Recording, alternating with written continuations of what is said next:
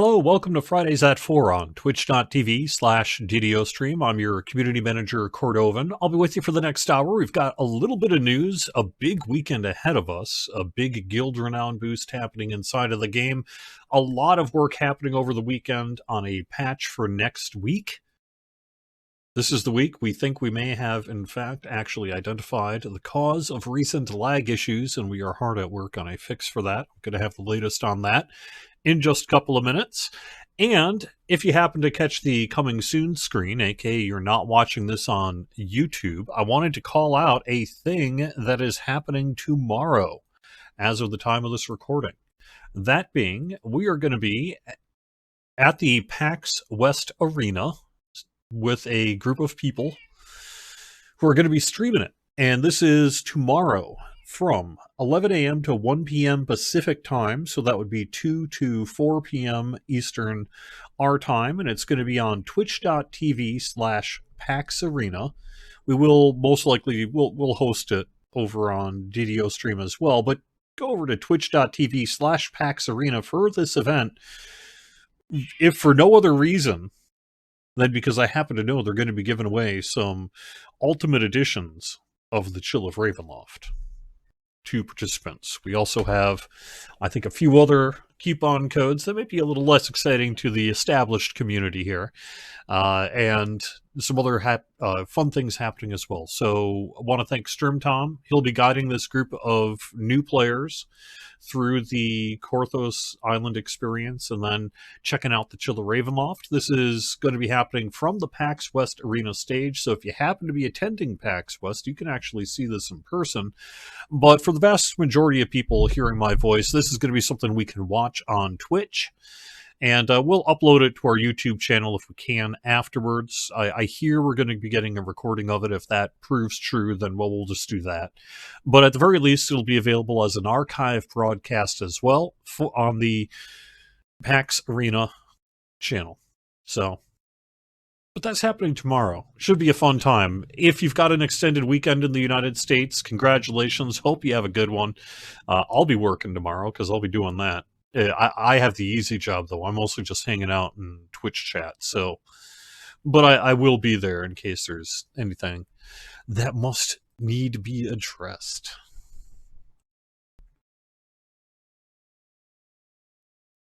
All right. So, let me change screens here so that I can get up some news.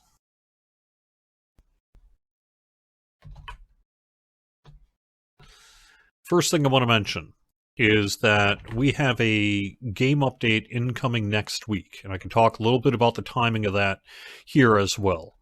This comes from Severlin this week.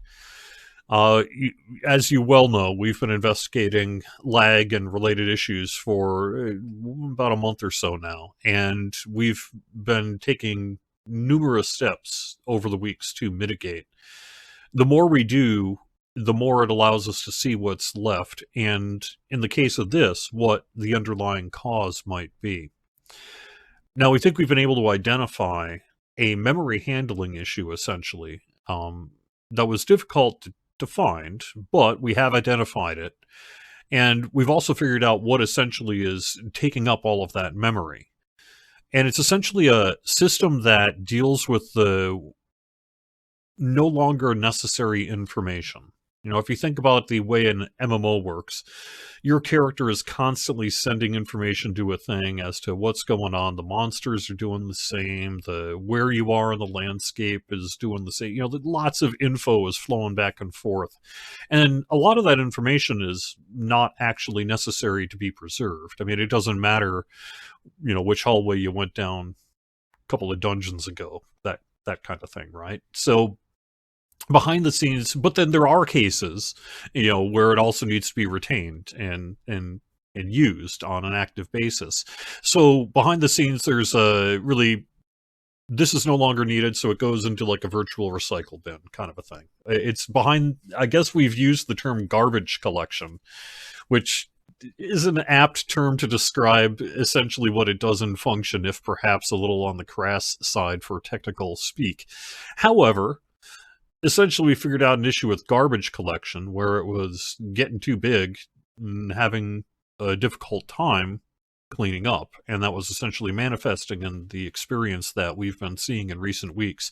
That would also explain why it's worse when there are more people on, because the more people contributing to that pile, as it were, the more the system is going to struggle to be able to properly process it. We took some maneuvers, I guess it was last week already, during the downtime last week, to adjust the frequency of the garbage collection. You know, with the idea of if you got more coming in, well, you should take out the garbage more often. So, you know, the more it piles up, the more you got to take it away. And we did see measurable improvement through that sort of, I guess you could call it almost like temporary maneuver. And so we're working on a more systemic fix for that, and that'll be coming in our next game update. Because of something else I'm going to get to in a second, which is that the 32-bit Game Worlds are closing on September 3rd, which is a Wednesday. It isn't clear if we can get this fix in for a checked in and approved build by that time frame. So it's theoretically possible that this fix will happen one of two ways next week. We have our downtime on Wednesday. When we bring the worlds back up, there's a game update associated with it, and this is in it. The other option is that because we have to do that work on Wednesday, because we're taking worlds down and doing all sorts of stuff, the moving trucks are coming, we may have a second downtime next week, that being Thursday. If we can't get it in for Wednesday, we should be able to get it in for Thursday, assuming something doesn't go wrong. And so it's possible we may have two downtimes, but whenever this is ready, it's going out. So if that means we have to do two downtimes next week, well, then that's what we're going to do. And we're of the general belief that you would be on board with that, even though it sucks to have two downtimes in 1 week. But big news on that front that's been developed and worked on over this past week. Big weekend. We know that there's been some guild renown issues in recent weeks as well, and we wanted to do a nice big boost anyway. Since we have the long holiday weekend here, we're going to roll this through Tuesday. So it's through September 2nd. It basically goes away when the worlds come down on Wednesday as well. And that is a plus 100% guild renown boost. That's for everybody. All of the 64-bit game worlds are getting that 100% guild renown boost. And that will help some guilds who have lost, in some cases, a very large amount of guild renown from our mysterious downtime decrements that we still don't really entirely know why it's doing it, because it shouldn't be doing it, except it is. So what we did is we just lobotomized it last game update so that there's no possibility it can happen. But we still need to work on to figure out what it's actually doing. However, the side of it is that this 100% guild renown boost is going to impact everybody. Any guild can benefit from this one. There are some guilds, let's say, for example, that have lost literally millions of renown. Those guilds are often level 200, maybe level 198 after the renown loss, things like that. Thankfully, by the time you get to that guild level, there's essentially the level you are is essentially meaningless. It has no impact on anything, really.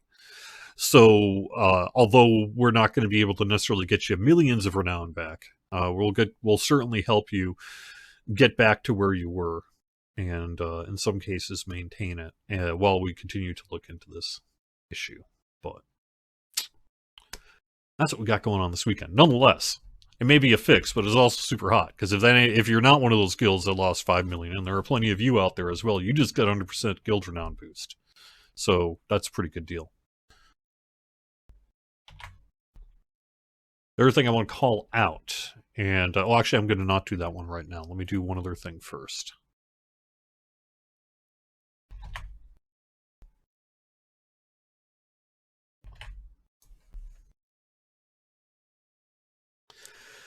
This is a momentous weekend, a big historic moment in the realm of Dungeons & Dragons Online, as the worlds that I and you have called home for many, many years, in some cases, are going to be going away. We have transitioned to our 64-bit game worlds. We are in the process of doing everything else that needs to be done to fully home everybody onto a 64-bit game world who wants to and can. And so what we're going to be doing, and we've announced this week, the actual formal timing of the end of our game worlds. So once midnight hits, from Tuesday into Wednesday, September 2nd, you're not going to be able to transfer anymore. You won't be able to log into the 32-bit worlds starting at 9 a.m. Eastern on Wednesday, September 3rd. So next Wednesday, when we bring the game worlds down, that's it for login for a little bit for our 32-bit game worlds. We're going to bring both transfers and the ability to log into 32-bit game worlds back. That'll happen in the future when these reopen as Ghost Worlds. Unlike what we're doing on the Lord of the Rings Online side, where they're going into what we're calling a Dark Worlds state, you'll be able to log in on the DDO side. You won't be able to quest. I don't think you'll be able to even turn in your end rewards or saga rewards or any of that kind of thing. There should be basically no gameplay taking place. However, you should be able to get to your bank, sort your inventory, log in, do what you gotta do. Pack, and then transfer. When the Ghost Worlds reopen, and I don't know what the timing exactly is going to be. It really depends when things get moved and set up over in our new data center. But my understanding is we're looking at something like days, not weeks. And we'll have more information next week, perhaps early the week after, on the formal timing of the Ghost Worlds, but that's in process. But the main thing is, after 9 a.m. Wednesday, worlds are functionally going away. They'll reopen for a few years as Ghost Worlds where you can transfer from them, but that's it. And it's a sad goodbye to our old servers and a new establishment on our 64-bit game worlds.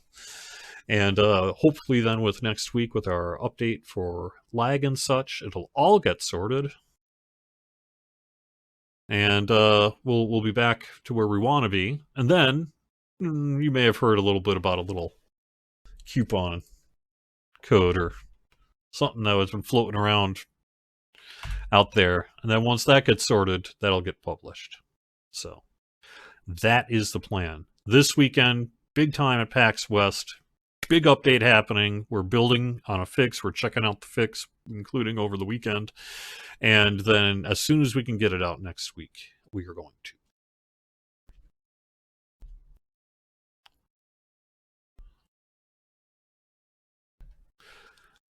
Just get rid of guild decay completely. Well, in theory, we did that. That's the thing. That's the biggest head scratcher about this mysterious renown loss, is all sources of renown loss were decoupled from the game.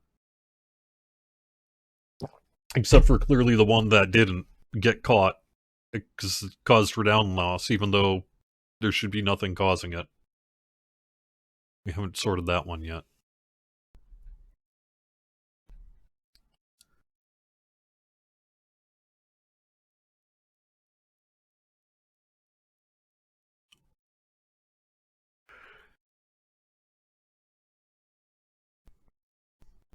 Oh, Java and .NET garbage collection here. I've just been thinking this was just a so-and-so term that was pretty good, so we just stuck.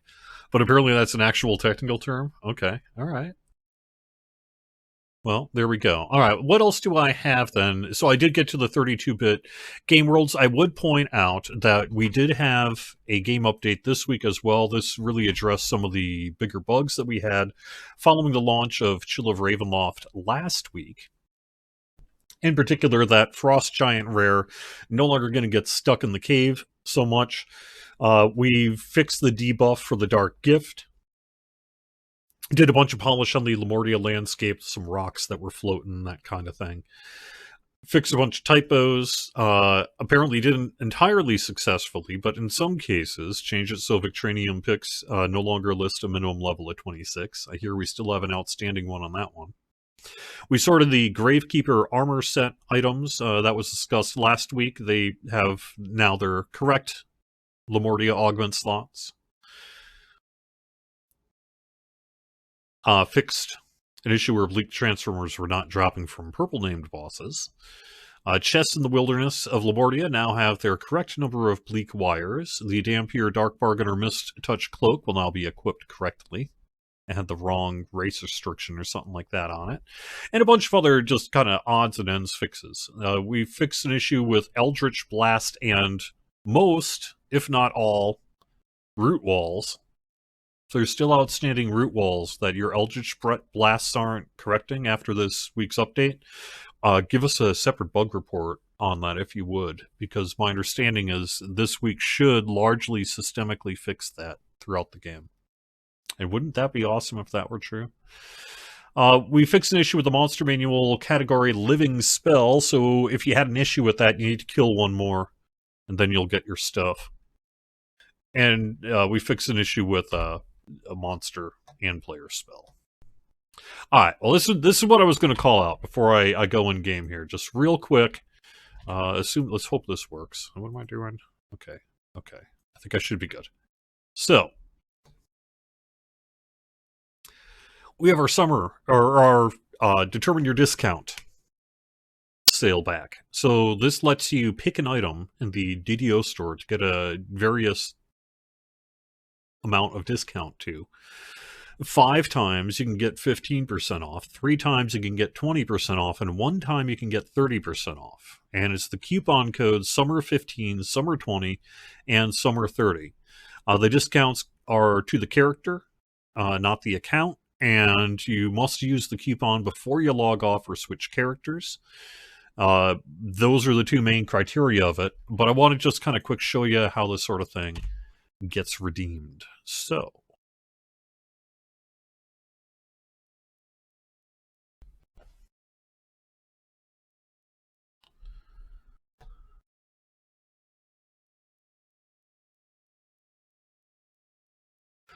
alright, so you're going to go into the DDO store and type in Summer 15. Make sure you do this inside of a game world. Don't do this from character select.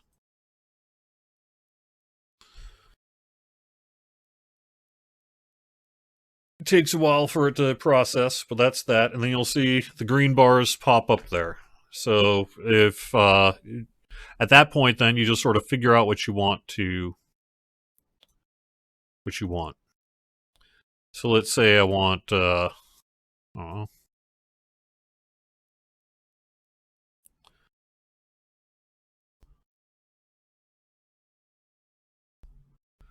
Get the sorrel horse here. Apply the 15% off. So you check this box. Make sure you check the box. And then you will make the purchase.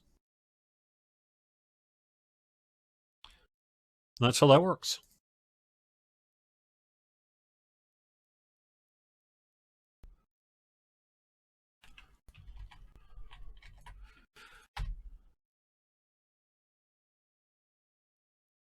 Oh, I did actually have my volume up already. I am not hearing it, though.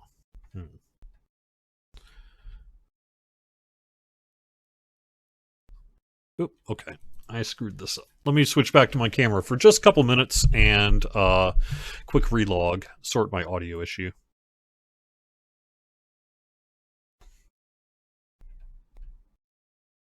Yes, if you type it in to activate it, then log out, it will count as consumed.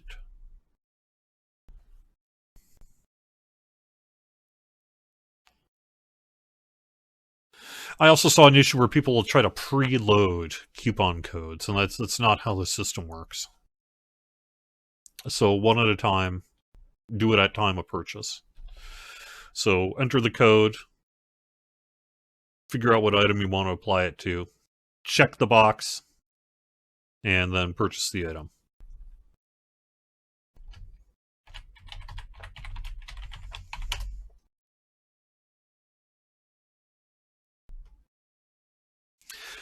Because this is our final weekend before the 32-bit game worlds close until they reopen as ghost worlds, I know there's going to be a bunch of people on the 32-bit worlds kind of doing their last hurrah there. And I hope you have a good one as well this weekend. There we go. My audio issue is now sorted. I'll probably be on a little bit because you just have to. But I would also say I got all my transfers done this week. I myself waited until the last minute to get it done. And the reason for that was I've been too busy. I really just needed to wait until I had time to do it. And so I didn't have time until just recently here. But I got it done on, I guess it was Monday or Tuesday this week. I went through all the game worlds and took every character I had left and sent them to their destination. I filled out the spreadsheet. The first rule of life on the streets is everyone for themselves. It don't matter how well your mate's doing if you're down to your last tin of sardines. I joined the grave robbers because it was the only way I had to get some coin without breaking my back in the factories. You and the others? You didn't understand me. Stay out of my way, let me do my job, and you've got to keep your toes. However, I have left junk characters, I guess you could say, behind on all of the 32-bit game worlds as well, and that's so that I can future-proof testing from ghost worlds and all that sort of thing, just in a real-world scenario before it goes live. As a result, I could confirm for you that transfer-related emails are in fact being sent as of 28 minutes ago. As of 28 minutes ago, I received one of those transfer emails in my inbox, because I just checked it before going live. So we'll be keeping an eye on it through this weekend. We know it's been a little bit flaky. As the frigid wind whips across the icy bay, you wonder whether you'll end up freezing to death in this desolate place. But you must find Elise and the unbreakable heart first. Okay. Anyway, that happened. So, what was I going to say now?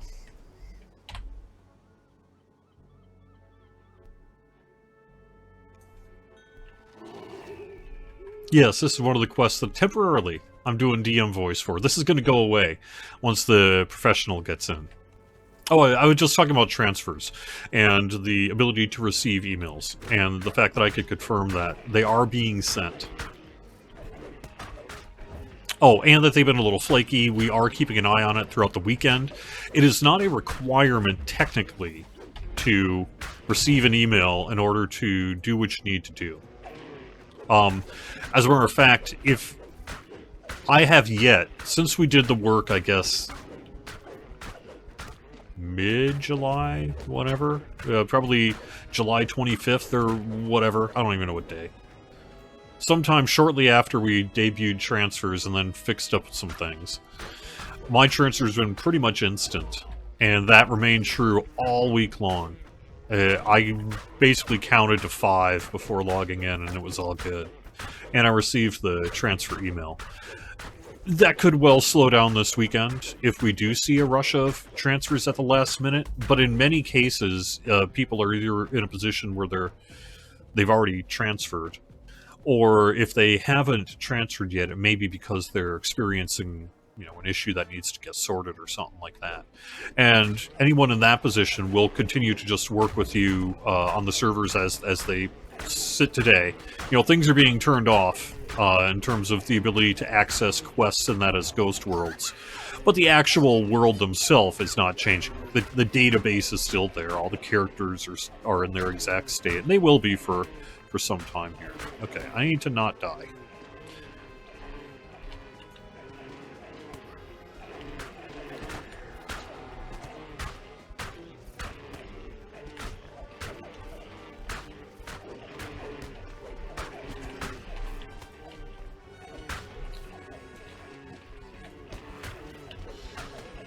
Oh yeah, I can't do that while we're ranged, I forgot.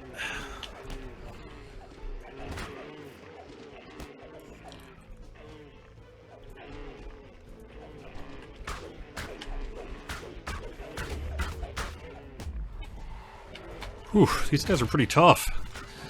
I can do this, come on. Oh, yeah.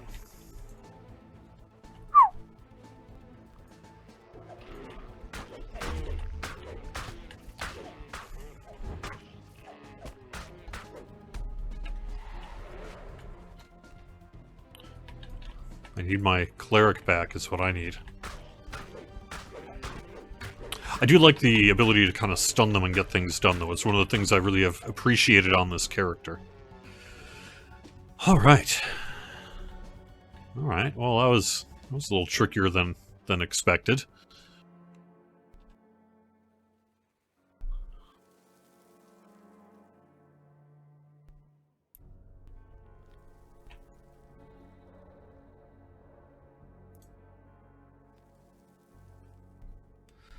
Do we still use Blue Sky even though they canceled service to Mississippi? I don't know anything about that one. I mean, Blue Sky, the somewhat decentralized app, somehow was just like, no, you don't get to in Mississippi. I hadn't heard that. But yeah, we're still posting everything to the Blue Sky app, along with X and Facebook and Threads. That's our current landscape for social media. We're in the process of doing some TikTokery as well, but that's not really launched. Hirelings are not by design intended to be for Reaper difficulty. So, you know, it's not that they can't provide benefit in Reaper, but they're most certainly not designed to be used in Reaper difficulty. If you need hirelings for Reaper difficulty, then you probably shouldn't be doing Reaper difficulty. But you do you.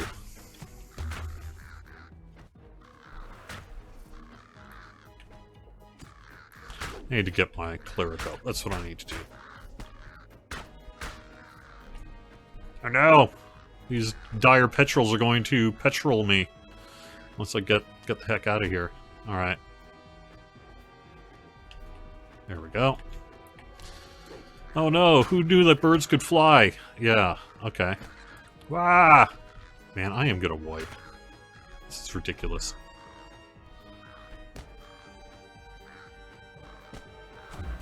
Alright, well, good enough. Let's get ourselves up here. Now that I've got clerics back, we'll just do this.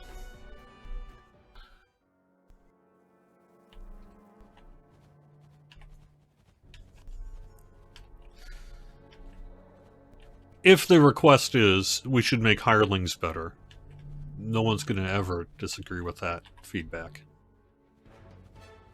But that doesn't necessarily mean that we're going to design hirelings to be able to survive Reaper difficulty. They most certainly are not designed to do that.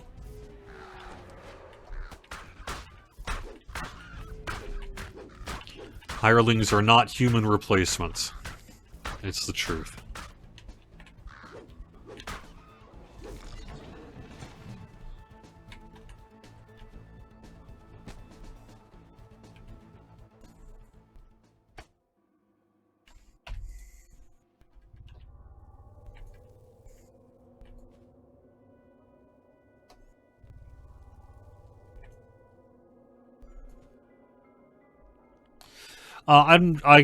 In a vague sense, secular, I have no idea. We've had a whole bunch of coupon codes over the months. I would just look over on the forums or DDO.com to figure out which coupon codes go until when. But my understanding is what? Favored Memories is still good, right? And so is the Guild Airship one, because that's through December 31st. Or the Airship Hall paint. All the name change ones are still through end of the year. Something like that. Whatever they're listed at is what they are, but in general, that's that. We had a little bit of work this week. Like, for example, this weekend's Guild Renown boost isn't on the 32-bit worlds, and that's because the 32-bit worlds have really ceased to become production worlds. A long-dead explorer lies here, half buried in the snow. The note clutched in his hand tells of a deadly cold valley ahead, and a cave sealed by 3 ward stones scattered throughout the valley. I'd have to look up, I don't know off the top of my head, what is the 100 slots code expiration date? If someone wants to look that up and post it in the chat, go for it.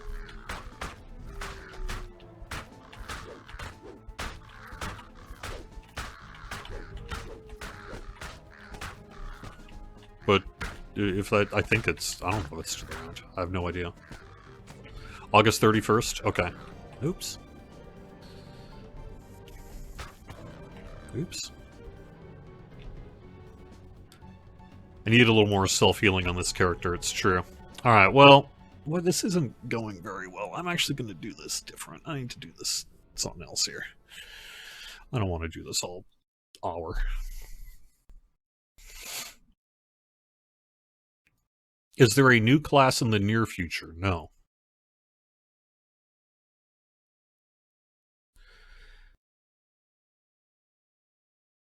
Any news when the first, quote, raid loot preview will come to Lamania? My understanding is that we're probably looking at... Let me take a look, see if I can find it.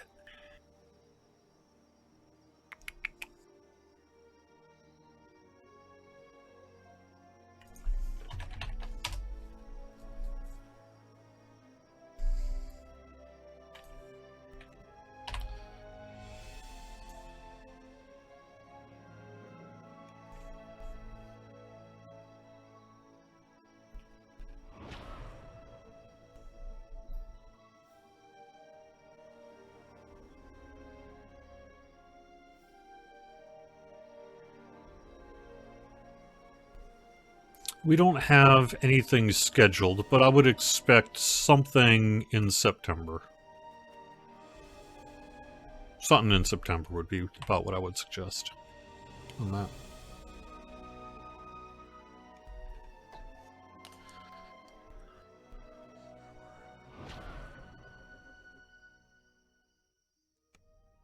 Okay, so if 100 slots expires this weekend, go do it now. That one's been out for months now. You've had tons of time to sort that one. Sort it. Get it done. What are you waiting for?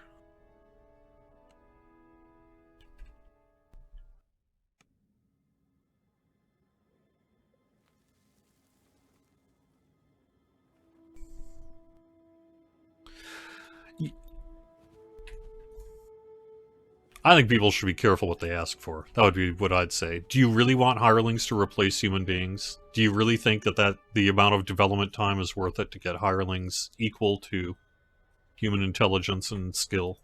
No. We don't want to be a game where you just summon hirelings and let them do all the work for you. Not going to happen.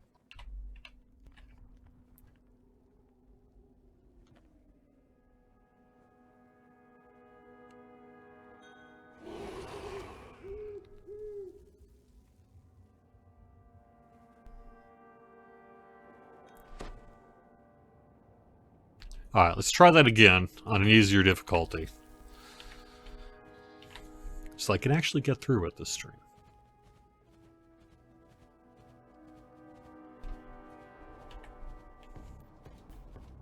Where are my bunny ears? This character isn't a bunny-eared character. This is actually, this is, well, whichever character. This is one of the mock duck characters.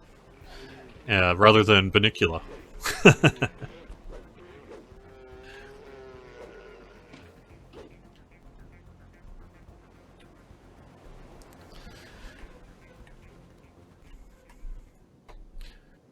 So I don't think, by lore, the Lamornia teleport table should include the old Ravenloft tables. I can certainly see it as a functional feature, but they are different domains, are they not?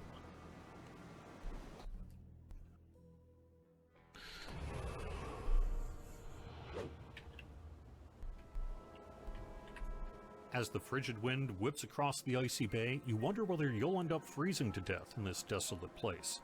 But you must find Elise and the Unbreakable Heart first.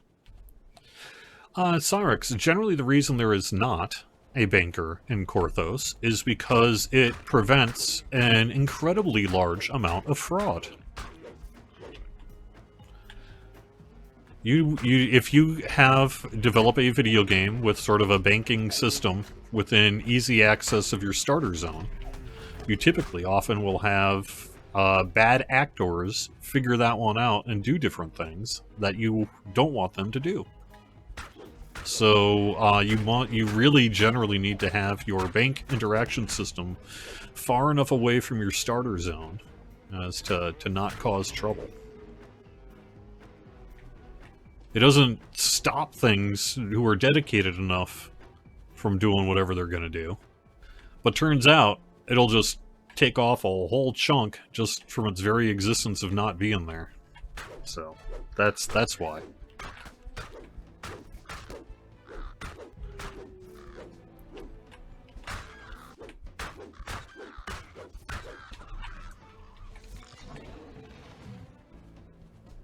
So I was able to do the Dungeon Master voice for a lot of this quest and part of a different one. And my understanding is it's because the VO sessions somehow lost something like a whole page of VO just while they were actually doing the recording. And it didn't get caught until afterwards. So rather than have to reschedule or do a supplemental VO session, we're going to essentially grab it when they do the VO session for the raid. And then that'll get pushed out. A long-dead explorer lies here, half buried in the snow. The note clutched in his hand tells of a deadly cold valley ahead, and a cave sealed by 3 ward stones scattered throughout the valley. A piercing cold clings to the floor of this valley. Stay up above the ground to avoid the cold's frigid bite.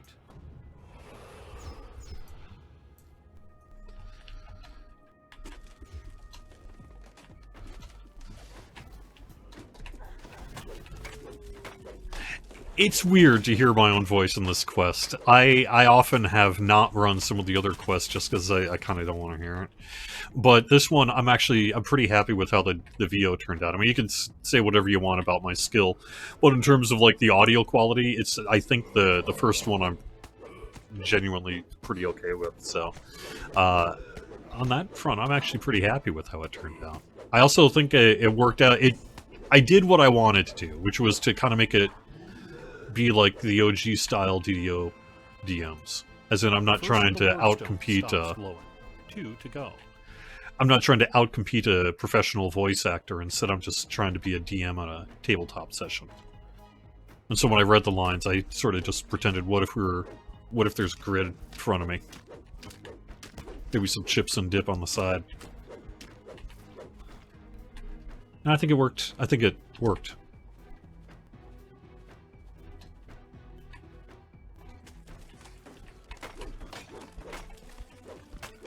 You can see part of... I saw the same thing about the corpse. You can technically see it in the snow. It's just a little bit of an arm and a leg or something like that. It's not much to see, but it is there. It is there.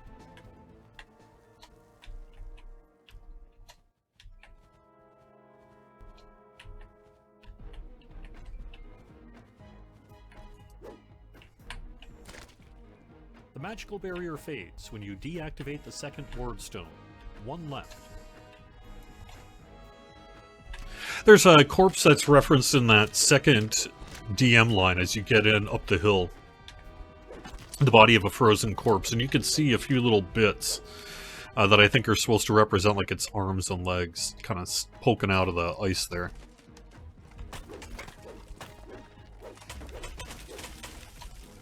I mean, I would love to be a professional voice actor. That sounds good. I'm pretty sure that's a great job, but I have largely made a living with my voice, just not in that way. A frost wormling burst through the ice and attacks. Now this fight I find hard. As this melee here, when I'm playing on my own, I will often go in on like low Reaper. Reaper 1 is what I've been running these on. And on this one, if you try to just go to it, yeah, you really need to pull it up on the land here so that you don't get hit by the frozen ice while you're fighting it.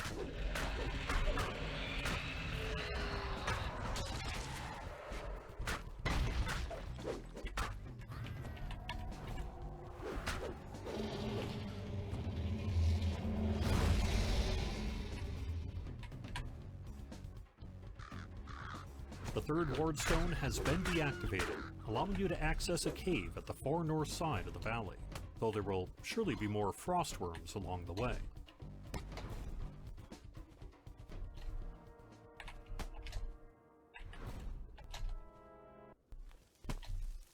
There's another one of them here. This one's same deal.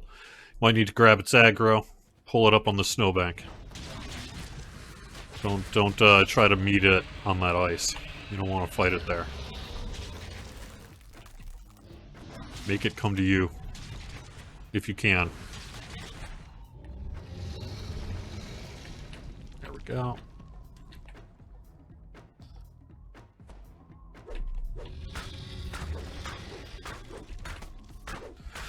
Well, you say it doesn't scale properly, and that may be true. That may be that we need to do some work on that ice there, but it does in fact damage you. And once we get it fixed, it will certainly damage you even more, so... Anyway. My recommendation, you do what you want.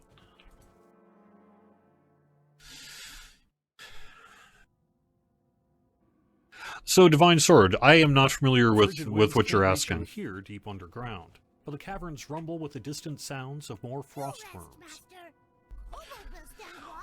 The threat mitigation of imbue damage will be fixed. Are you saying that the portion of damage caused by increased imbue dice is somehow you have determined that it is not being impacted by threat mitigation? That's news to me. I haven't heard that.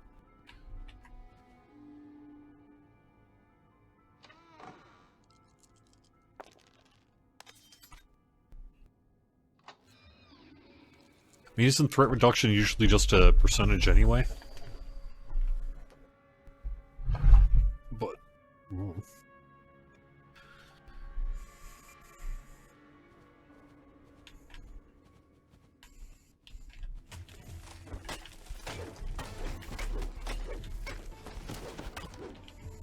I've not heard about the Magic Fang fix. I know that one's been sitting out there a long time. It's clearly a bit of a problem with that item. And presumably the fix is also a problem, which is why it hasn't been done yet.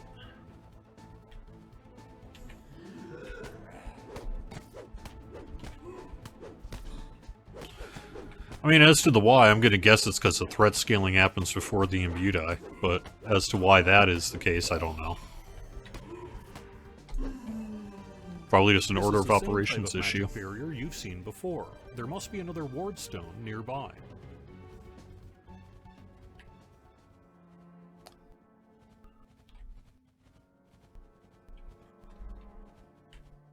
Hidden away within these caves is a comparatively cozy living space.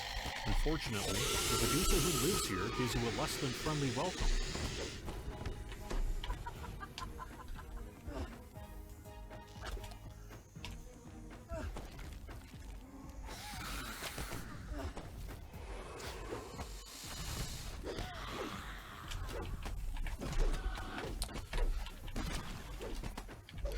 I remember when I recorded this line, I struggled. I was like, wait, is it comparatively or comparatively?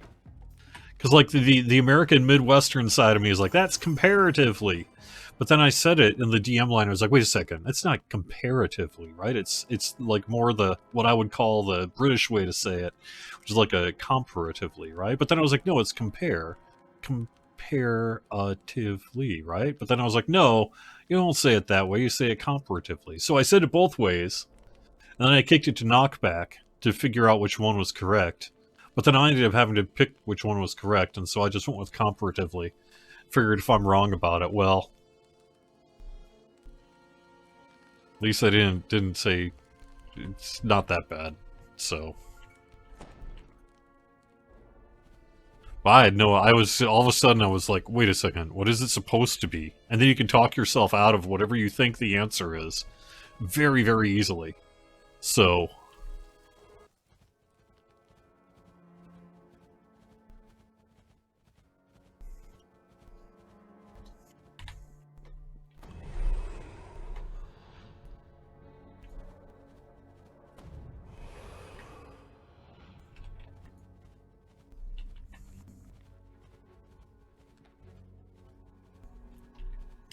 Great. Well, if Sev was in the official Discord saying that they, as in presumably someone from both the QA team and systems development team... This chamber contains several clutches of frostworm eggs. Destroy them to make this island less hazardous. But beware, the rumble of the ground tells you that frostworms must be nearby.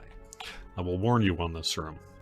Each one of these piles is going to give you a frostworm. So if you're running this, say, on Reaper, don't just go around smacking all 4 bits of eggs unless you want to fight 4 of these things at once. And if you get them on, say, Champion difficulty, Reaper difficulty, 4 of these at a time, oof, it can be pretty rough.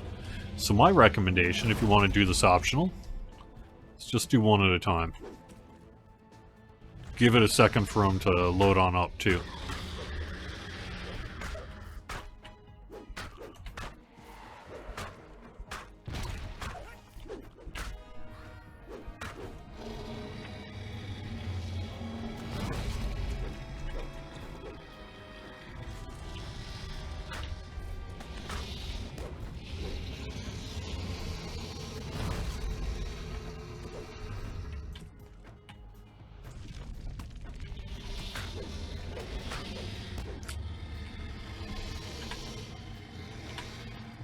I would say, as a general rule, I would not be in favor of a 100% ability to mitigate all threat. If you're doing the most damage, then you should be pulling threat. It does not matter what kind of mitigation you have, would be my suggestion. That's certainly how I'd handle it as a tabletop thing, but that's also why I'm not a systems developer, I guess.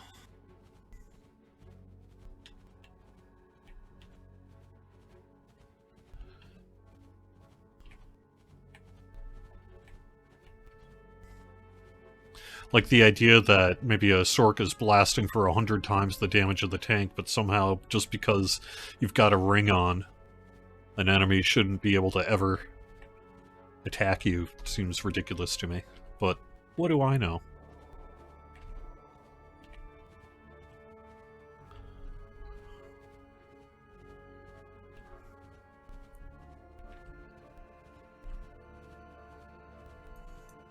You found the final ward stone in the lair of the largest frostworm you've seen so far. Defeat the beast and deactivate the ward stone.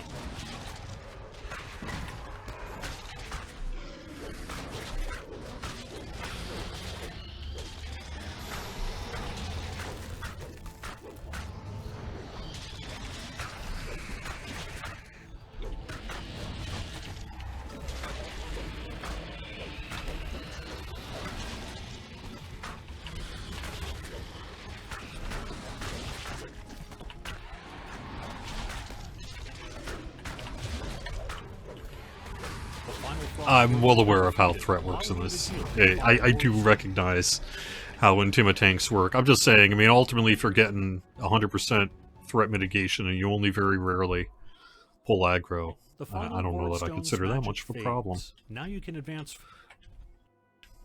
Oops. You need to trim the audio cutoff in that section.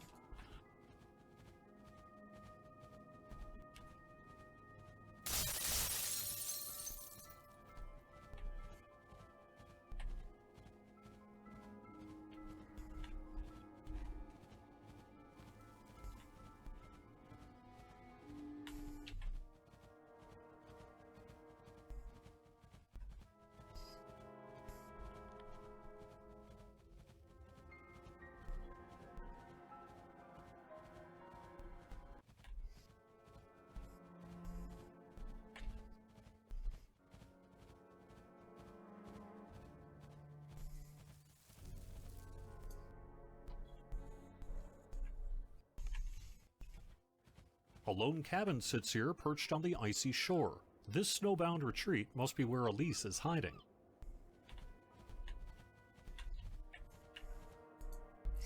To be clear, I am saying nothing about facts of how the threat system works. I have no idea how the threat system... I mean, I am not a systems developer.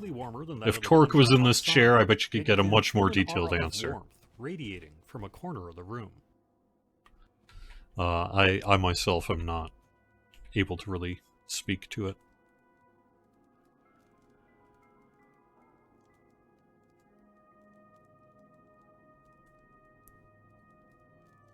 Elise finishes telling her story. She's agreed to help you defeat Dr. Mordenheim. But first, she needs something from you.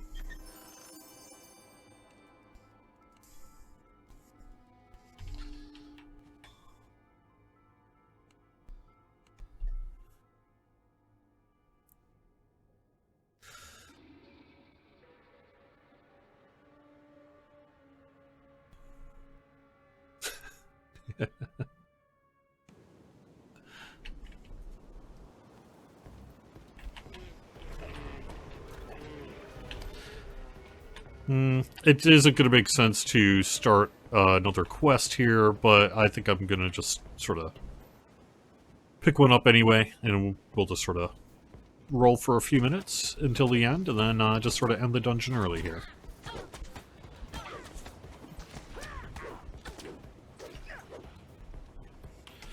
Right. I don't know that persistent application of threat increase, like intimidate and such, is incorrect either.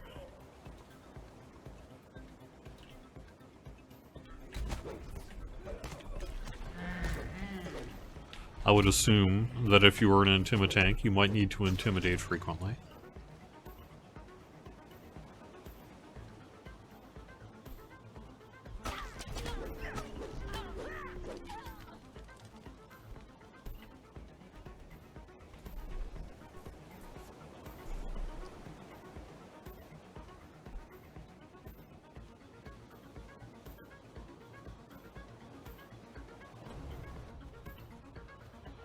But ultimately, this somehow stems from a question about whether it's working as intended that imbue dice do not properly scale threat mitigation on items by percentage. And the answer is I have no idea. I have no idea. But presumably someone in the systems team will be able to more eloquently answer that question in the future. You have arrived at Schloss Albrecher under the pretext of attending the Baron's reception. The Baron's Grand Hall is just that, grand. Your senses are overwhelmed with the sights, sounds, and smells of this opulent reception. Yet the Baron himself is nowhere to be seen. You'll need to find someone close to him to gain an audience. This table is practically overflowing with food, even while Amortia teeters on the edge of starvation. The Baron is clearly sparing no expense. Legends tell of a shrine up in the mountains. It's a place where you can make a bargain with dark powers and obtain your heart's desire. For a price. There's always a price in these stories.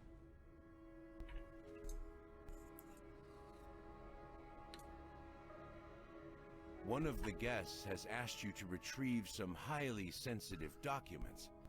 If you help her out, she can arrange an audience with the Baron for you. The Vault Keeper says that only the Baron's servants are allowed to remove things from the vault. Oddly, he made no mention of the Baron himself. In any case, you'll have to convince him to give you the documents. Or perhaps you can find a more clandestine way.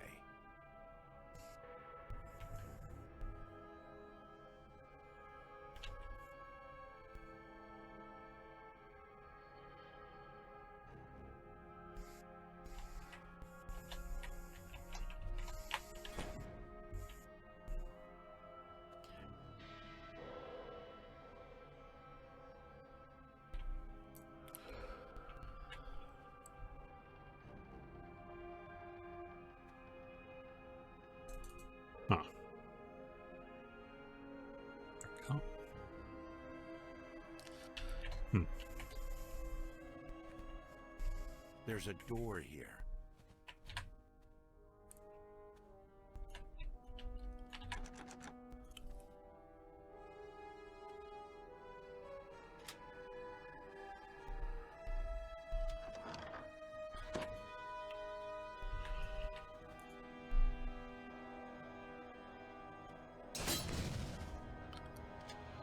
Frogo's not the greatest at taking care of these pressure plates. It's true.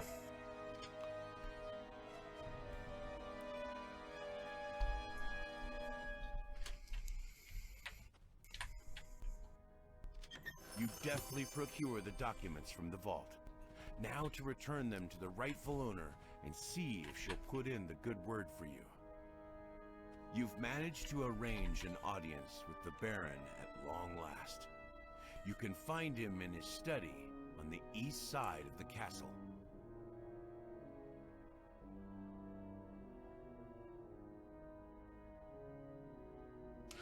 Nope.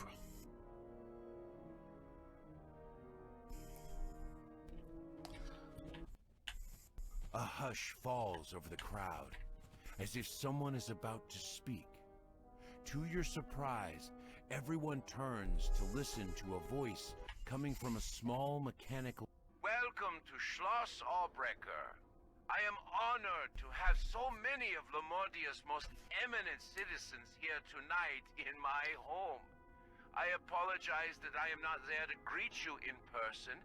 Regrettably, I must attend to some vital affairs of state instead. However, you mustn't let my absence inhibit you. Eat, drink, make merry. Do not let this fine feast go to waste.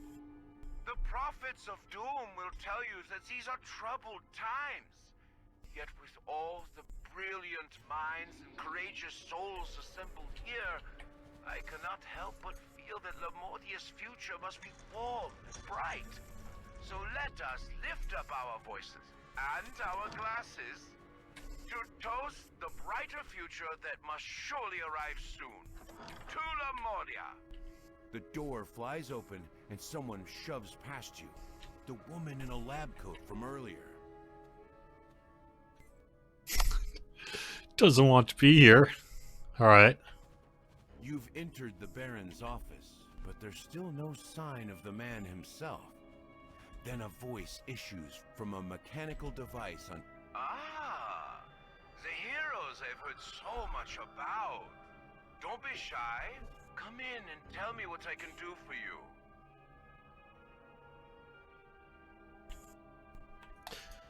I was just paying attention to the quest. What's that? We're just about ready to wrap up the show here at this point. I think I've gone through all the news. We should just quite right to bring this to my attention. There's nothing to worry about. Everything is well in hand. You see, I'm the one who asked Dr. Mordenheim to build the servitors to begin with. The servitors are essential to manning the fishing fleet, and without the fleet, Lamordia would starve in a matter of weeks. So, a few must die now to provide servitors. This saves lives later on, surely you can see that. I must admit it's not the sort of thing the masses would understand, which is why I can't let you leave. The floor beneath you gives way. You plummet down to the dungeons below Schloss Albrecher.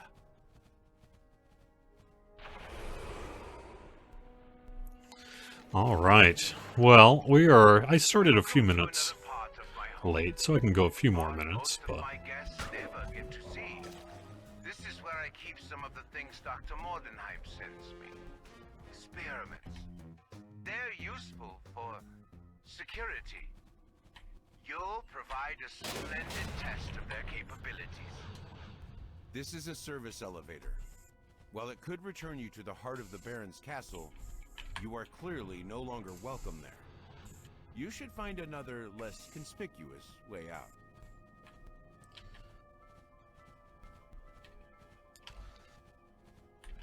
The cave opens up here. In the chamber ahead, you see a hulking monstrosity, profanely sewn together, giving some mockery of life.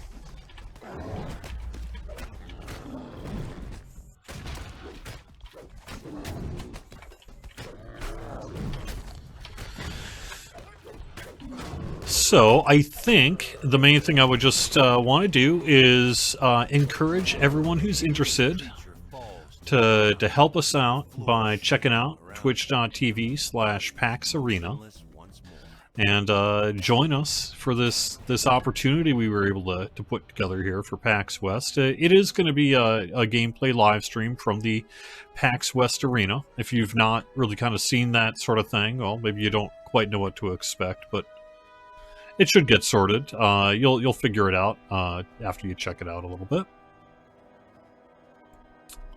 Okay, these basically just have to be lit in order, just like the mirror puzzles.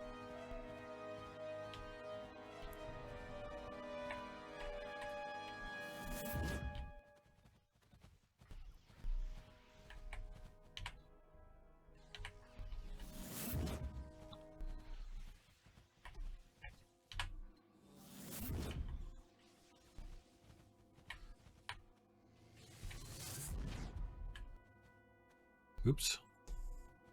Or you can screw it up like I did. Okay, well let me fix this and then we'll call it the stream. Alright, so that goes to here. You have to kind of watch out which one you're selecting there.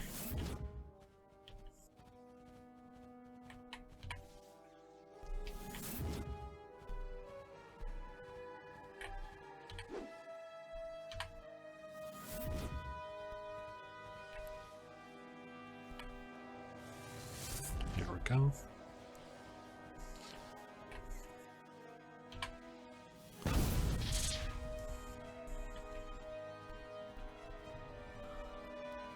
Don't imagine you can escape.